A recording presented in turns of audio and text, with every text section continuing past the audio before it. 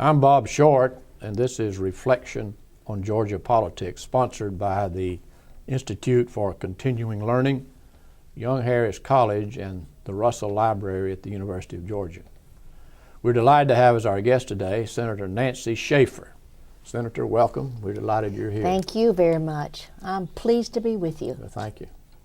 We go back a long way. Yes, we do. All the way back to Clayton, Georgia, where you grew up. What do you remember about those days? Well, I have good memories about those days. I often think about all the opportunities that we had in such a small town at that time to be involved in so much. I can remember thinking back as a little girl that I took voice, music, dance, speech, and of course I studied art with the little old English teacher there in Clayton all the way through elementary and high school, and ended up majoring in art in college. And the opportunities that we had were just tremendous, and no one would believe that we had so much at our fingertips as children growing up in a small town in Georgia during those years. But we did. It was a wonderful growing up, and I have good memories. Good. You came from a very distinguished family, great citizens and great public servants. Tell us about your grandfather. Well, I certainly remember the public service through growing up and hearing about it. My grandfather was in the state legislature for a while.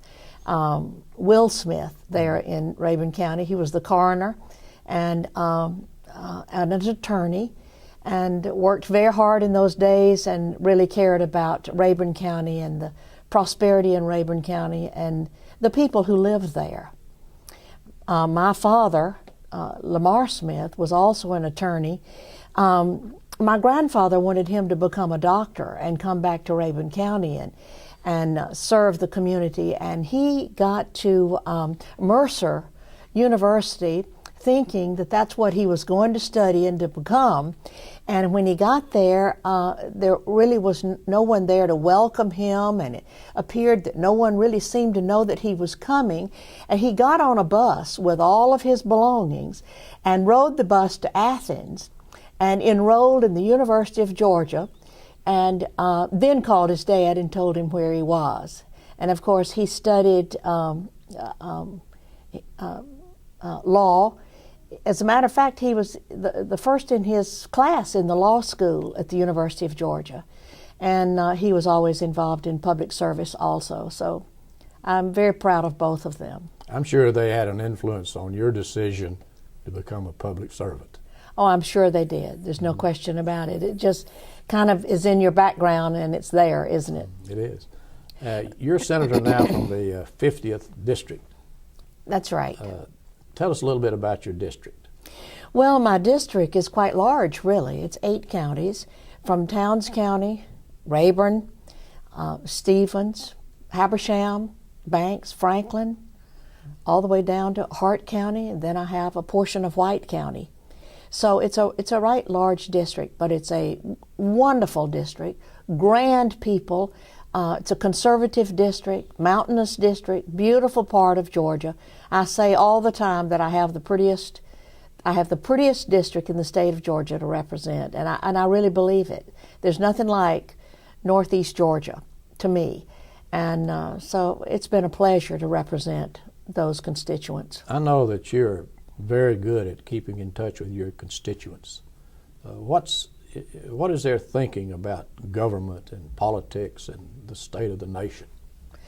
Well, my constituents they're really sort of concerned right now about the nation and about where we're headed. They see the cultural disintegration that's going on, and then they see the government bureaucracy that always now is not working in the best interest of the people. And I think there's an underlying concern going on in my district that I see and that I hear.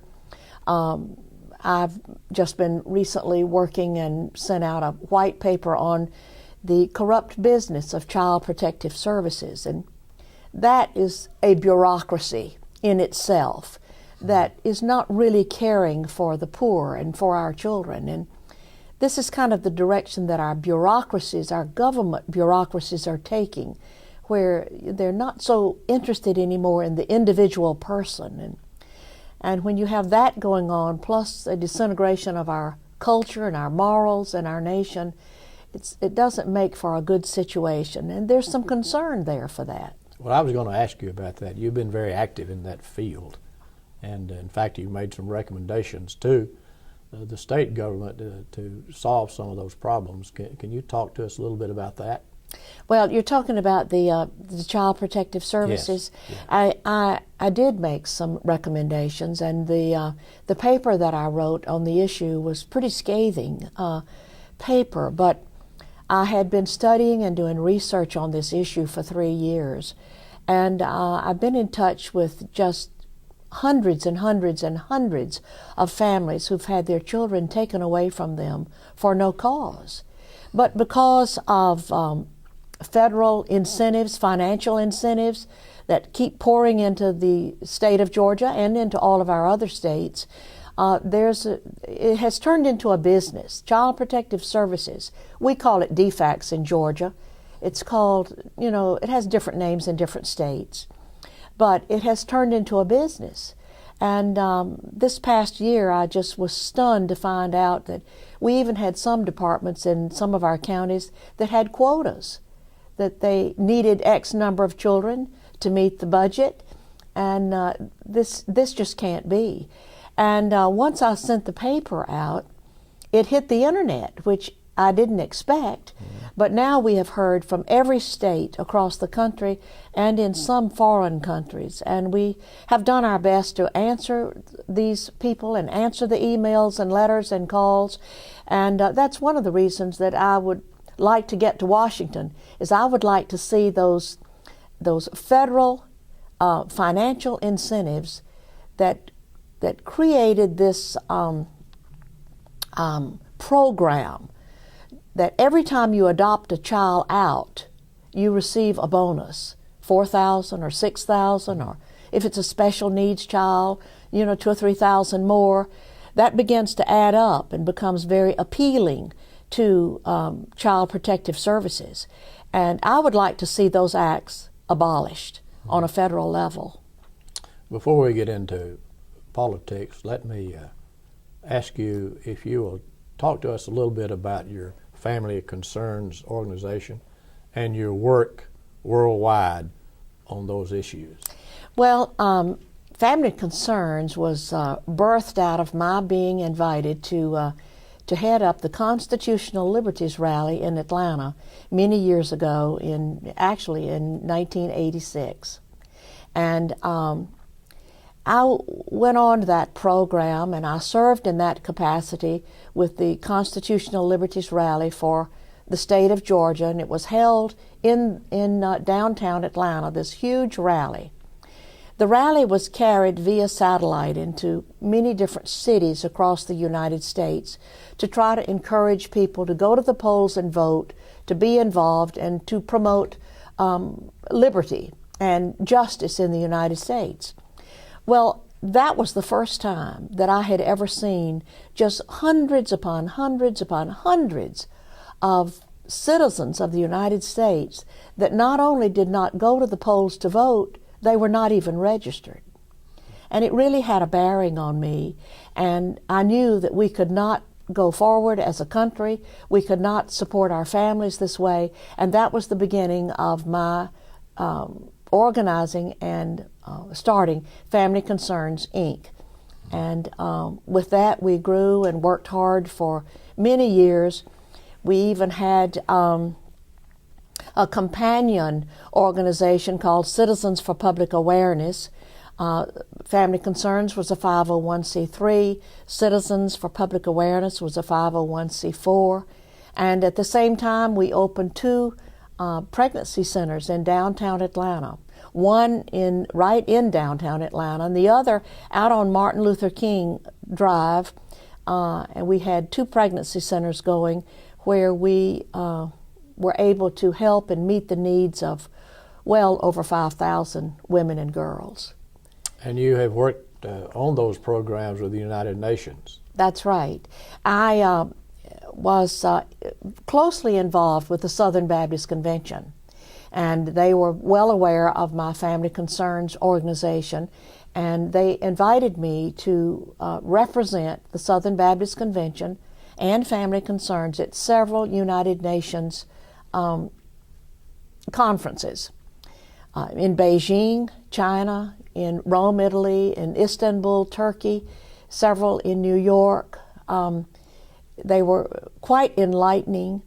I'll never forget one of those conferences. I think we were in Istanbul, and I heard the leadership of the United Nations talking about the day will come when we will be able to control and ship water from one continent to another.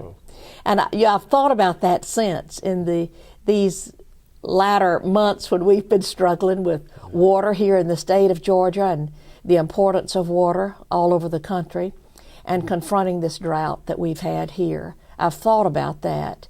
And, you know, I was at those UN conventions for the purpose of upholding the family, speaking up for family rights, to come against abortion, to come against homosexuality in the family, just to protect the family and undergird the family and speak up for the family.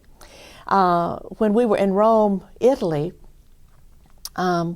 we were standing up for many of those family issues, principles and values that our families, you know, when I think back on it, I think, you know, the last 200 years we've prospered in America because of our family values and our principles. And of course, we were there, and I was there at these conventions to uphold those principles and speak up for family values and try to protect the family in all different kinds of ways. And believe me, the United Nations had many documents there where they wanted to divide the family. And one of the areas that we fought against was the Convention on the Rights of the Child, which would have removed any type of parental overview or parental decisions on the rearing of their children. And we came against that. And of course, we came against abortion, and we came against China and their one child per family policy, which to this day they still have, and the atrocities continue on in China for a woman who may be pregnant for the second time, and that is not allowed. Mm-hmm. So those human rights are so important. And but anyway, we had been standing up for those principles, and we were not being listened to like we felt like we should be. So we had this extra sheet in our hotel room, and on this sheet we cut out the words, the letters, and made the words, United States delegation does not, let's see, how did we have that? United States delegation ignores United States women. And we had several women from other countries that joined us in fixing this banner, and we raised it one afternoon in Rome, Italy, right after a press conference with all the delegates from the different countries. And of course, it just caused a tremendous stir in this room to read United States women ignore, United States delegation ignores United States women. And they invited us to leave the premises, and because we had caused such a disturbance, and they called in security, and we were then isolated in our hotel for the rest of that day and half of the next day. But it turned out so grand because so many of the countries came over to our hotel and interviewed with us as to why we were there, what we were standing up for. They shared with us how so many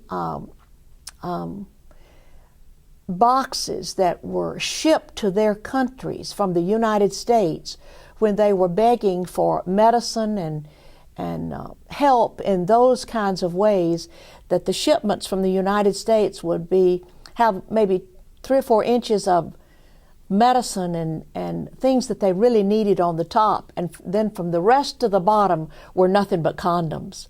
And they were very upset about that and said, your country is destroying our country. Your country is destroying our morals and our principles. We don't want that kind of help.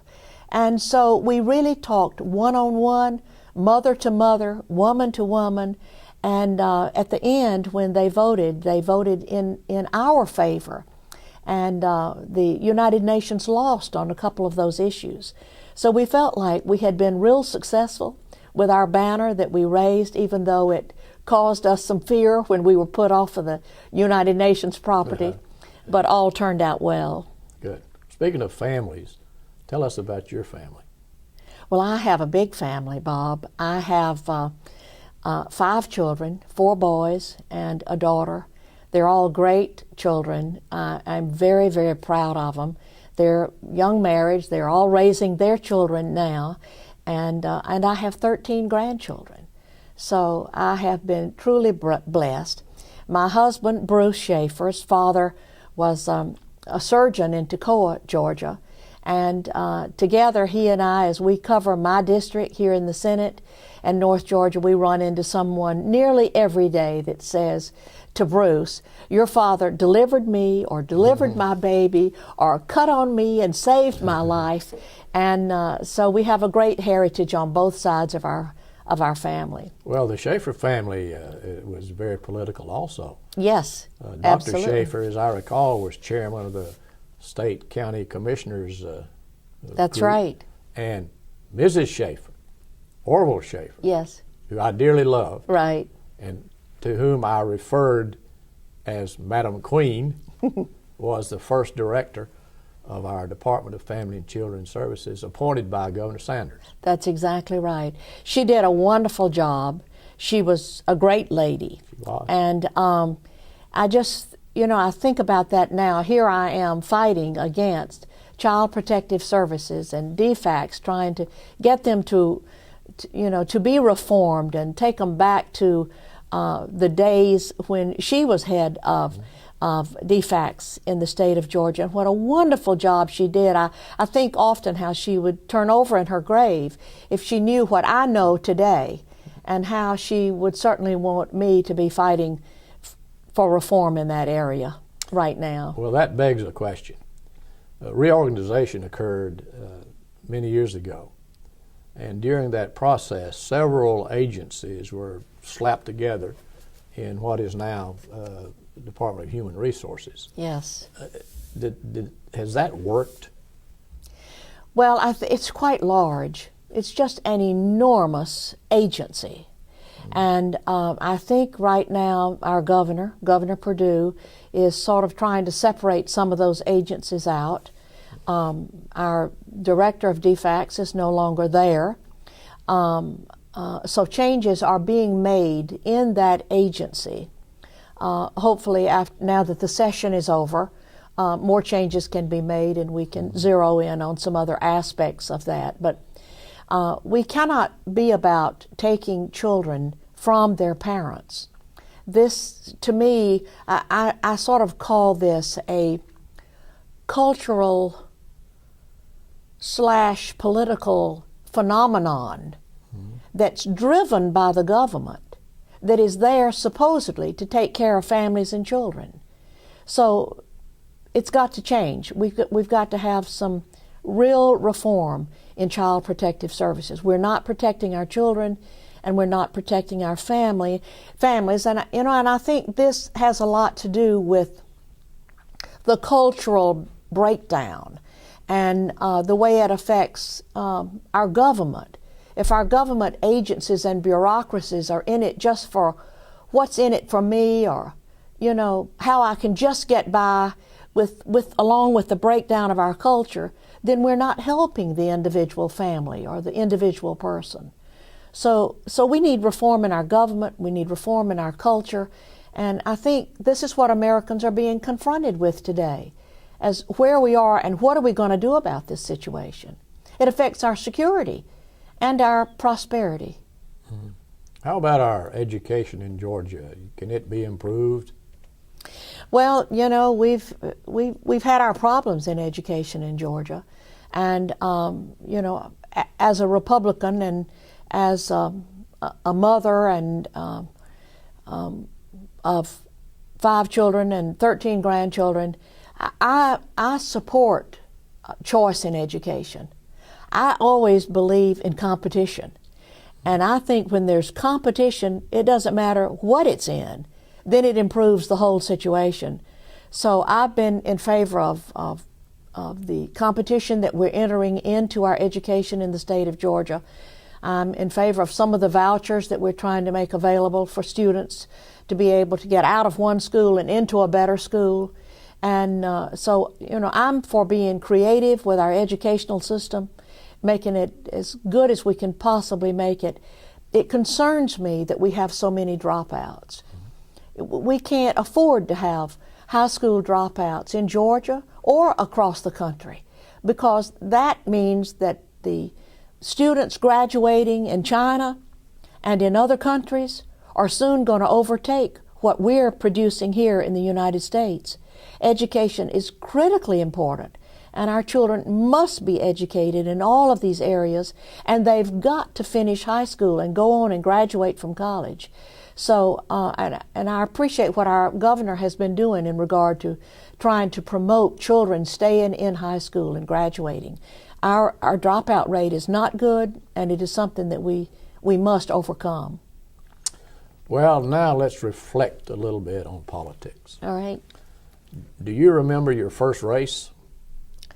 I do. I ran for mayor of Atlanta. That was really something. I had been attending meetings trying to help find a candidate. And at the last meeting I attended, I turned out to be that candidate. And Bruce was on a golf outing that weekend. And when he came home, he had a mayoral candidate on his hands.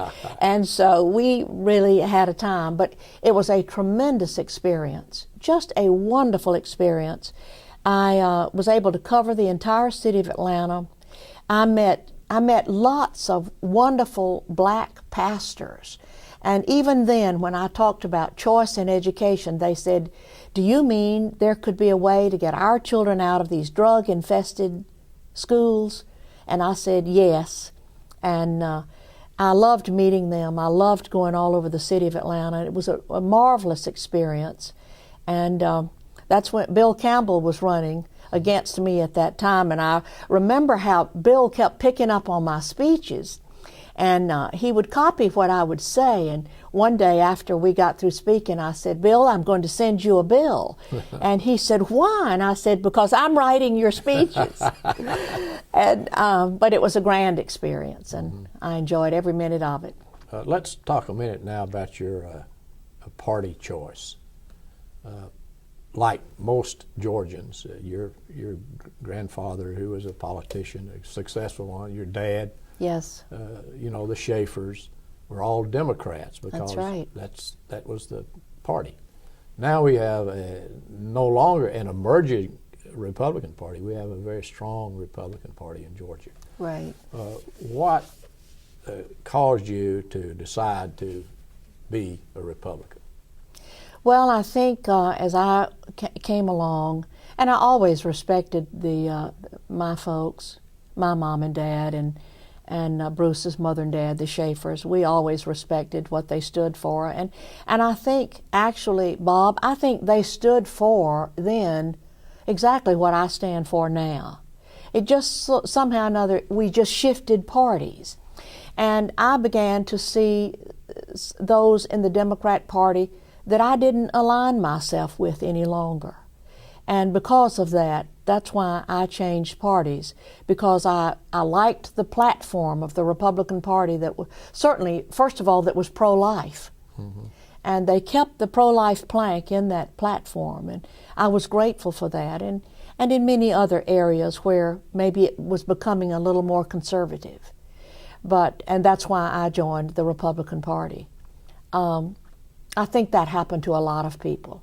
As a matter of fact, I think President Reagan said, I didn't leave them, they left me. Yes.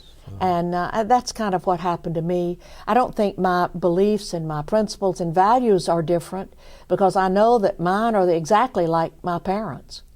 Yes. And so therefore it just shifted from one party to another. Well, you were successful in 1994 of securing the Republican nomination for lieutenant governor.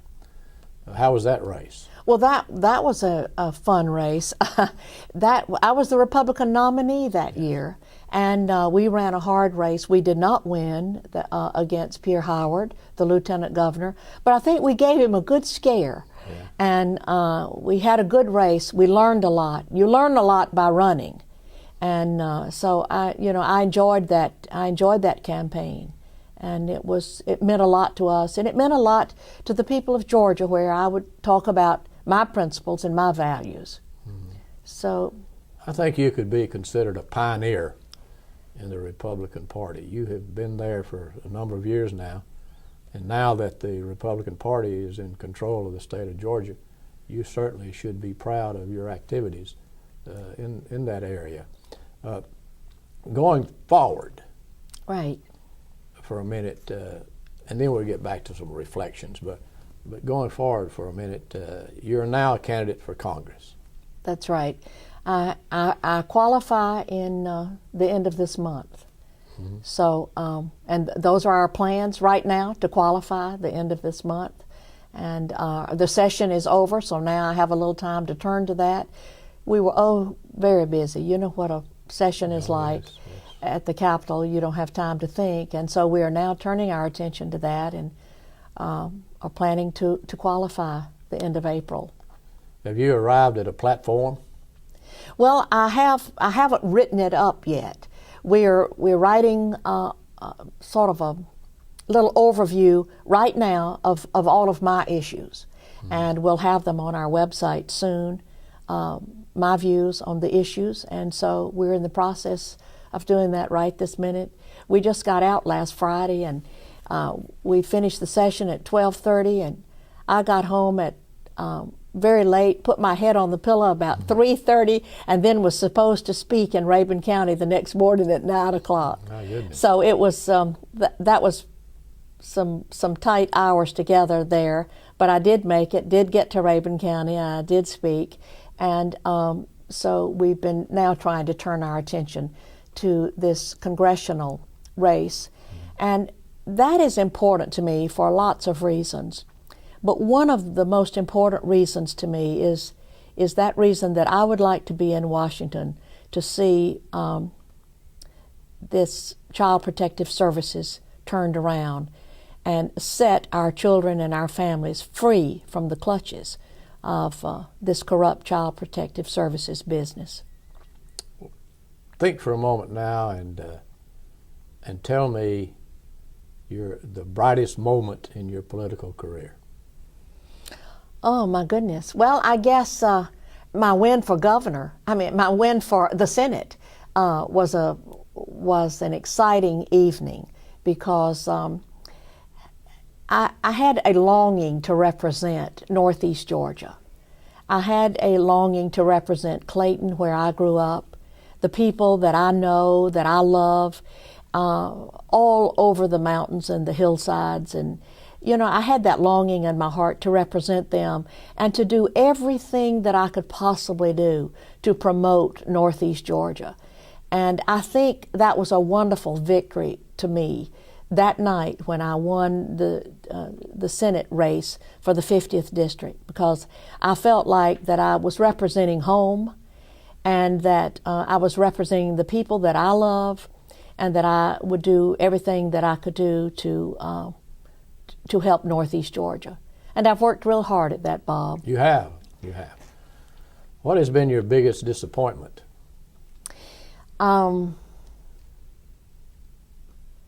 Well, let me see.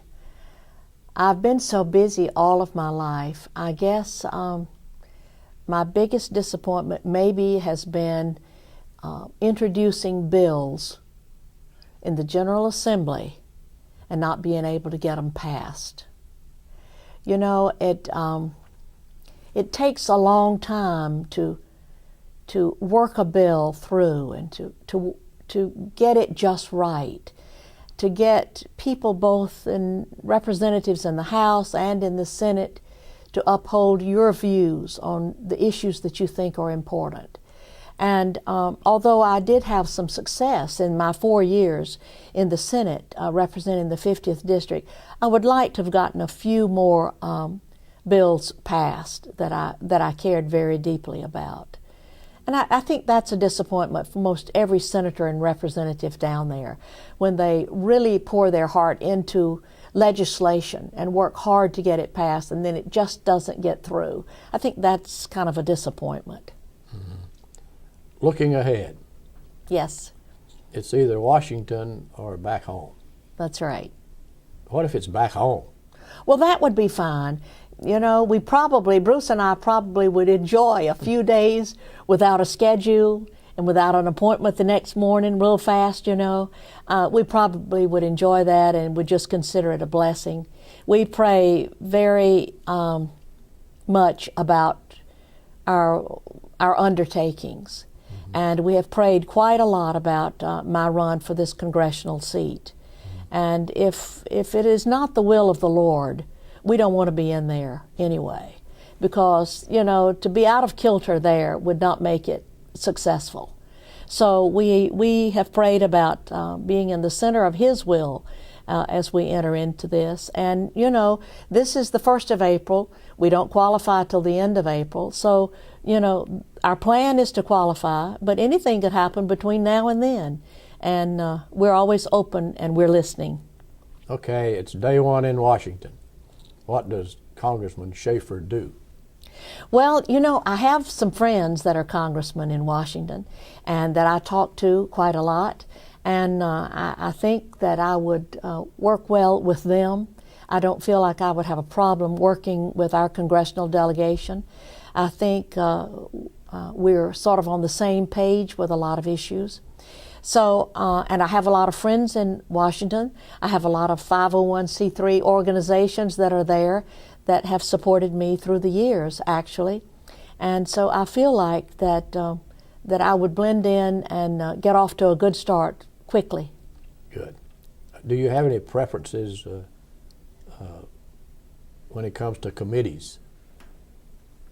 Well, you know, I have enjoyed serving on economic development in Georgia.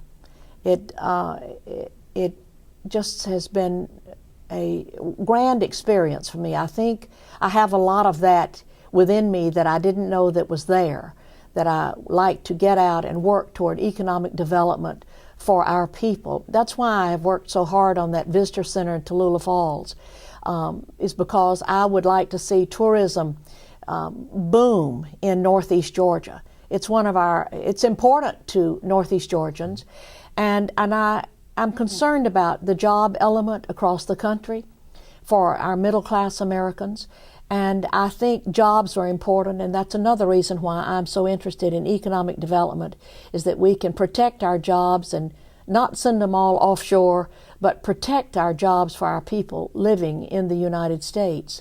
That concerns me. I also am very interested in children and youth, of course, and family issues and those committees that protect that. I'm interested in ethics and have appreciated serving on the Ethics Commission. And of course, I served on appropriations in the state of Georgia. And appropriations is so important, which directs where that money is going.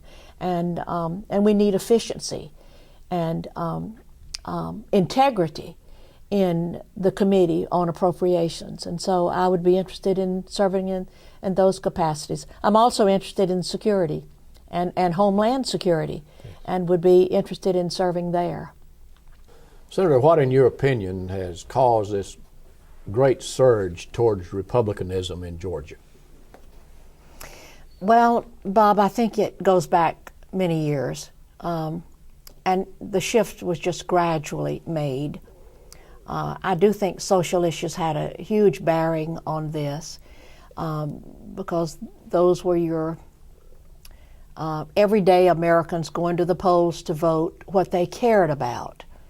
And as they looked at the numbers of abortions growing in the state of Georgia and across the country, and they looked at the breakdown of the family and the breakdown of the home, and prayer being removed from schools, and the decisions made by the United States Supreme Court that were just taking away rights and liberty and freedom. I think all of this came into play and had a bearing on looking to the party with a platform that had a pro-life plank in it and was sort of beginning to fight for these conservative social issues. And people began to gravitate to that. I did. I looked to the party because, one, for the pro-life issue and for family issues. And so I think others did the same thing.